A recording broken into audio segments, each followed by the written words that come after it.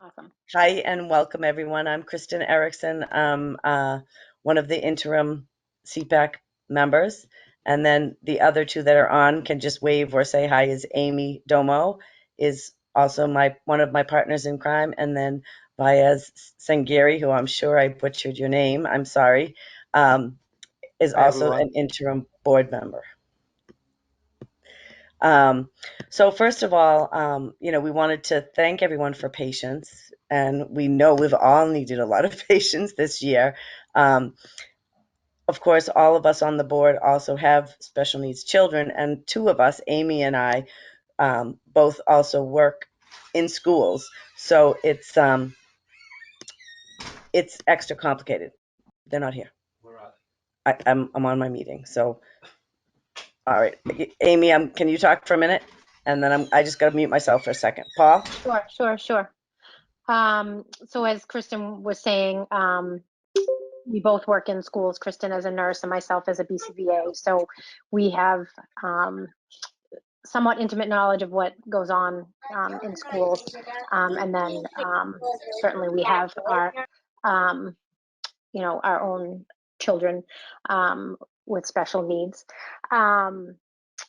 So we're right in it with everybody else, certainly. But we're excited to have everybody here. We're excited that people want to join us. One of our missions for tonight is to see, and certainly you don't have to speak up this evening, but technically we are under an interim board because because of last year in COVID, we didn't have an official election, which is required by our bylaws. So we'll be talking a little bit about that. If anyone wants to get involved, in a more official way, we're more than happy to have you join in some capacity. And it can be, it doesn't have to be a big commitment. Certainly, kind of all help is welcome, for sure. Kristen, do you have the agenda? I'm trying. All right, am I back on? I'm having a hard time with this mic here. It's a pretty sad agenda, and I don't have it to post. But basically, it was to kind of just reintroduce ourselves and talk a little bit about what we're hoping to do moving forward, and then looking for help and support. And we do have one person already offering help and support. So partly to that end, anyone we're not asking for people to say they'll step up to be on the board. We're not asking for huge commitments, but the three of us are, trying our best, and it's not easy to do. And like even with this setting up this training with Vanessa Leary, this has been over six months in the making to just get going and be able to have a scheduled time to do it. We would love to get things going more in person, but I don't see that happening for a long time. And the CPAC board that was our predecessors had babysitting and all kinds of other things that we wouldn't be able to provide even if we could go to in person. So I feel like virtual is going to be it for a while. And it might be easier because of the fact of not having babysitting, and at least people can do it from the comfort of their own home. I'm so glad that we're able to do this about anxiety because I think it's very important.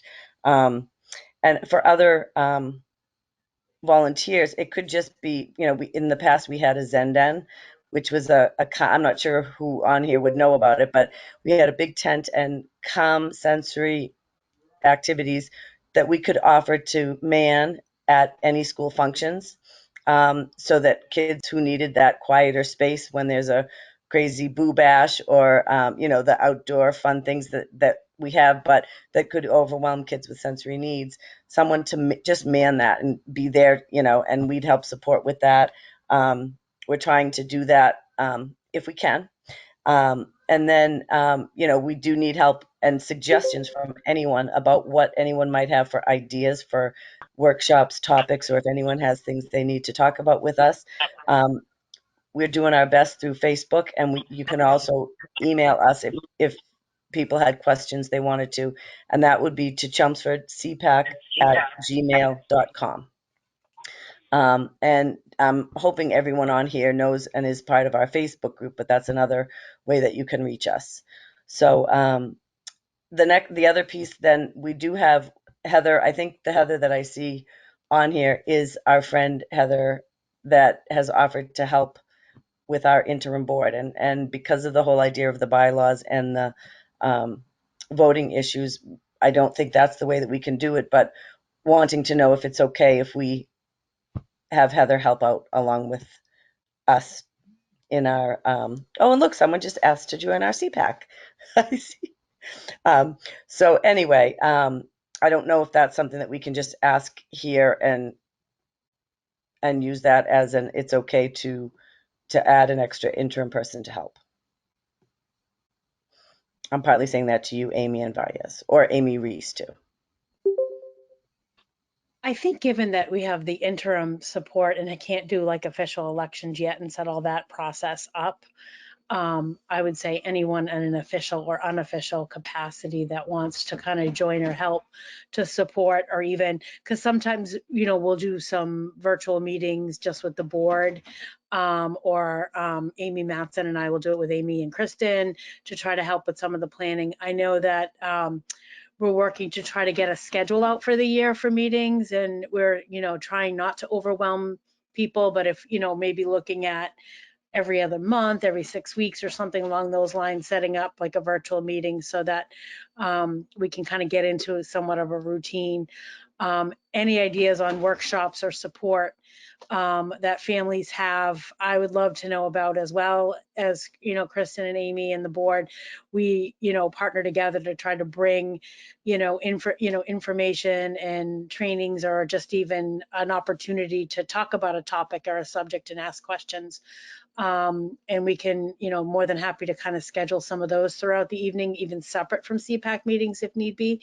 So you can feel free to reach out on the Facebook page to Amy or Kristen, or email myself, and we can kind of get some ideas of topics going for the year, and the district would love to kind of help partner to do that, to support families. It's been a really challenging couple of years, I think, for everybody, but especially families, trying to balancing work and this last year's crazy hybrid, getting kids back into school, and then new schedules. So it's been a challenge, and we just kind of all need to support each other.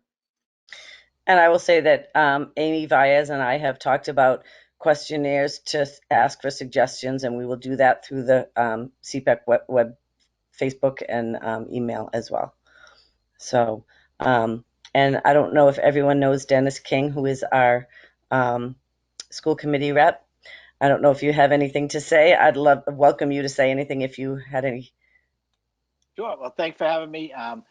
My role is to just kind of listen to what you guys have to say, to bring back any sort of information that you want me to bring back to the committee, and any sort of requests, that you might have. I'll gladly bring them before the committee, and we'll do the best we can to support you guys. Thank you. It looks to me like we have 15 minutes. I don't know if there's anyone that has any questions or things that they wanted to bring up at this point with a short bit of time. I'm going to introduce somebody else, if that's okay, just for families that are folks that are on may not know. We also have Shannon Bischoff on this meeting, and she's our new this year to the district, who is our coordinator of social emotional learning and school counseling, and she's come like hitting the ground running, and has been already a huge resource to the district and to the schools and families and the counselors, the psychologists, social workers across the board. So Shannon was able to join us tonight. So Shannon, if you want to give a little wave so people kind of see, I think your name's up there, but yeah, I did unmute for a second just to say thank you for letting me be a part of your CPAC meeting. I'm really excited to meet all of you around the virtual table. And I also want to give a shout out and thank you to Vanessa. She has little ones at home, and this topic is so important to her that she's prioritizing this time with all of you tonight. So Thank you so much to Vanessa. And I also, as Amy shared, I really look forward to hearing your priorities so that we can work to respond to any needs that you have as a parent group and for your children. I've loved meeting your students in all the buildings. It's been such a pleasure. So thank you so much for letting me be a part of this. Thanks for coming. I believe we'll have a chat function during the training. So, and Vanessa has a slide presentation, so we'll have that too. And that part of the meeting is definitely what we wanted to record. Mm-hmm. So, does anyone have any questions or comments?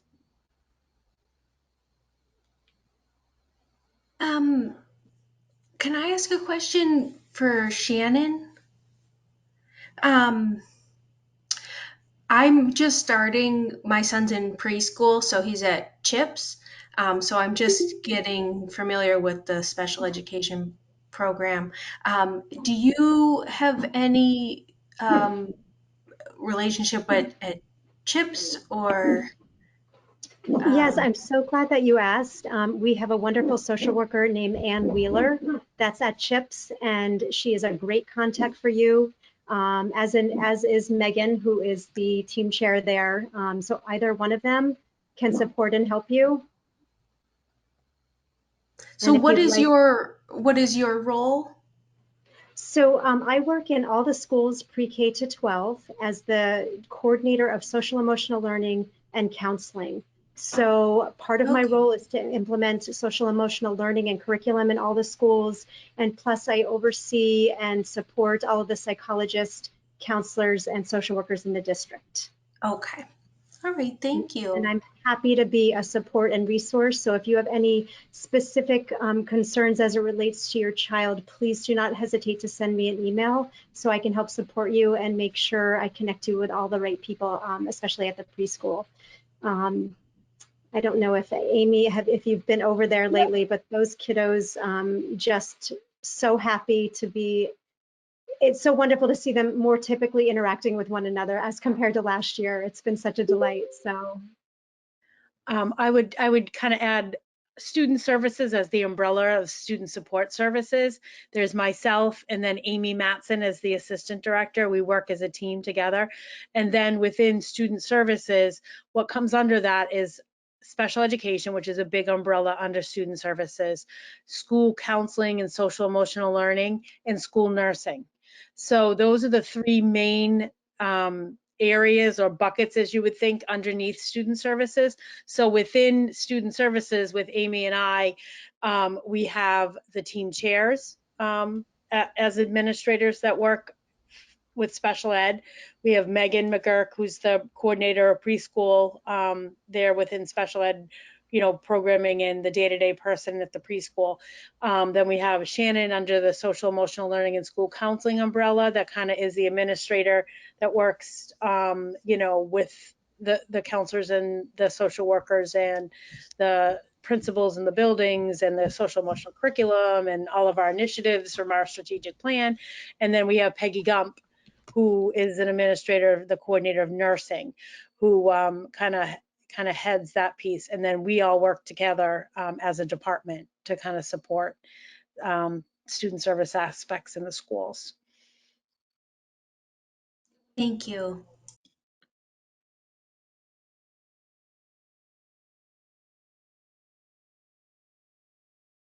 For about 10 minutes to 7. I don't know if people are going to join on right at 7 just for that, if we started a little bit early, or if anyone else has questions or wants to add anything to either any of us. I actually, if nobody else has a question, actually for Shannon as well.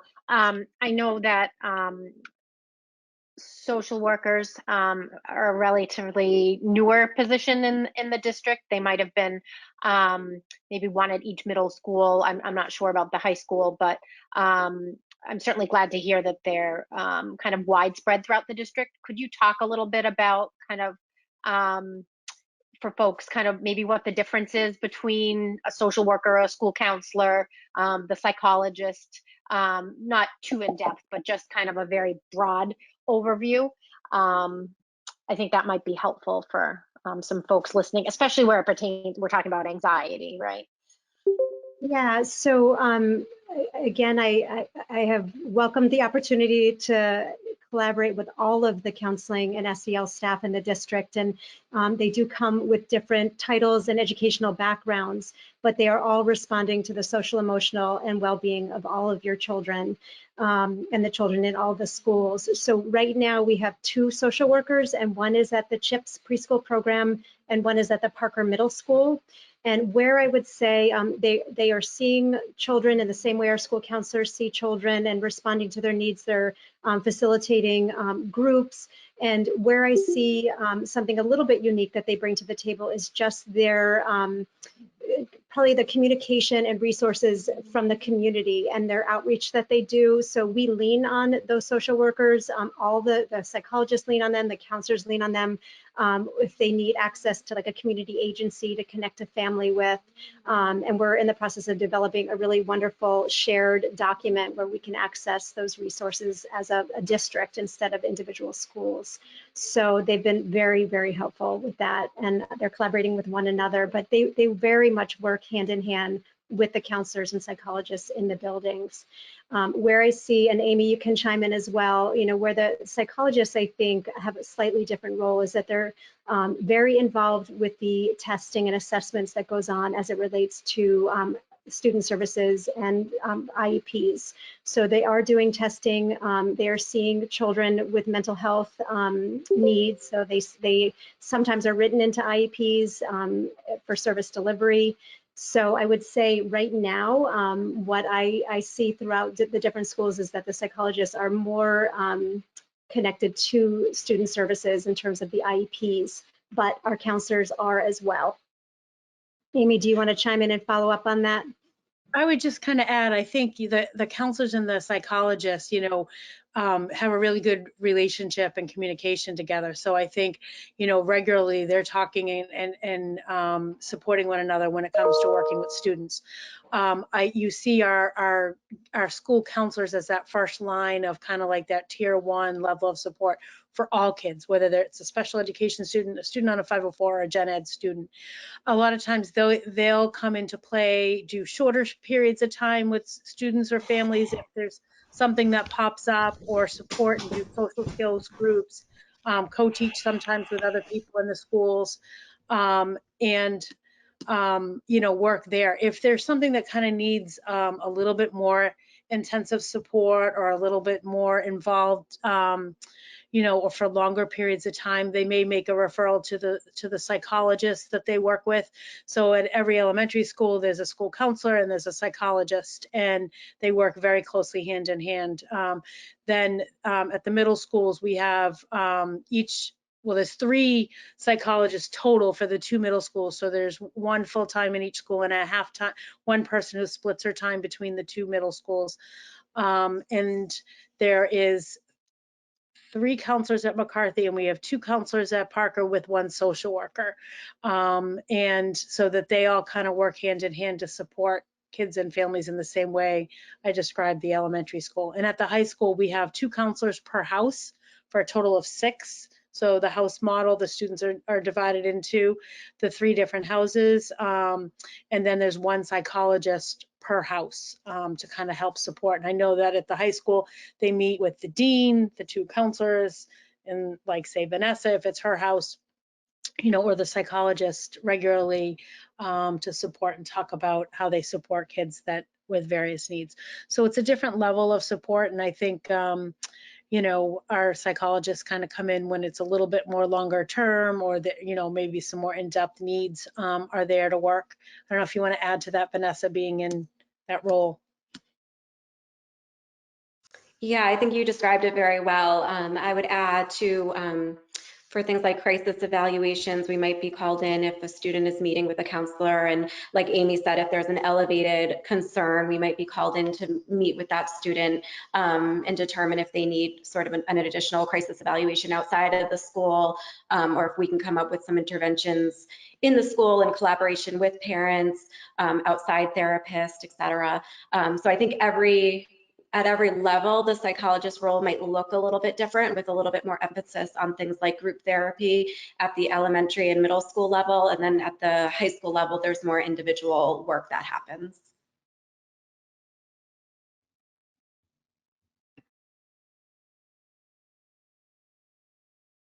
I'll just follow up on what Amy and Vanessa shared, as well as just the prioritization of collaboration, that, you know, all these wonderful teams are working so closely together to respond to the needs of kids. So at every level, preschool all the way up to high school, there's a lot of collaboration between counselors, psychologists, administration, teachers. So